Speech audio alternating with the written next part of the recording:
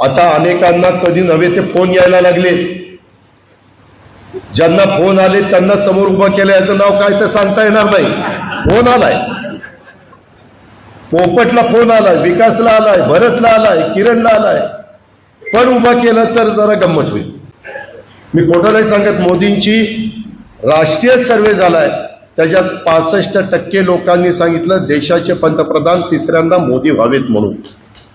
आज मी का करू शकतो? तुमच्यामुळे करू शकतो. तुम्ही मला पाठबळ दिलं, तुम्ही मला मोठं केलं. आज मोदी आणि अमित शहाची माझी ओळख झाली. आज उद्योगपतींची माझी ओळख झाली. कुठल्या उद्योगपतीला CSR करता शब्द टाकला तर त्या ठिकाणी ते शब्द आपला मोडत नाही, मदत करतात. या पद्धतीनं आपण पुढे चाललेलो आणि अजून बराच पल्ला गाठायचा. पल्ला गाठायचा का नाही गाठायचा हे तुमच्या हातात आहे. त्याच्यामध्ये शेवटी भावनिक होऊ नका.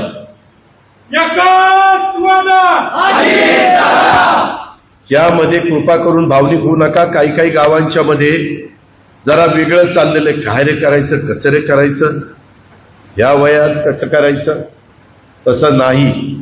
प्रत्येकाला भरभरून तुम्ही दिलेलं आहे. आता आपला कामाचे दिवस आहेत, आपले विकासाचे दिवस आहेत. पुढे काही सांगितलं की आम्ही करू, ते करूच शकत नाही. कारण केंद्र सरकार त्यांच्या हातातच नाही तर काय करू शकणार.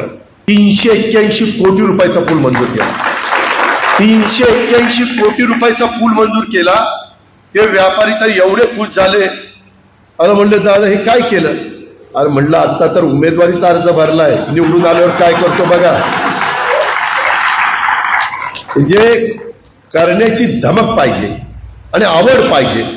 नाही तर बघू, करू, ये उद्या, ये परवा, हेलपाटे नाही द्यायचे. मित्रांनो, ही गोष्टी करून दाखवलेल्या आहेत. माझी तुम्हाला सगळ्यांना विनंती आहे की प्रत्येकाने आपापले वॉर्ड बूथ वाईज तुम्ही फिरताय,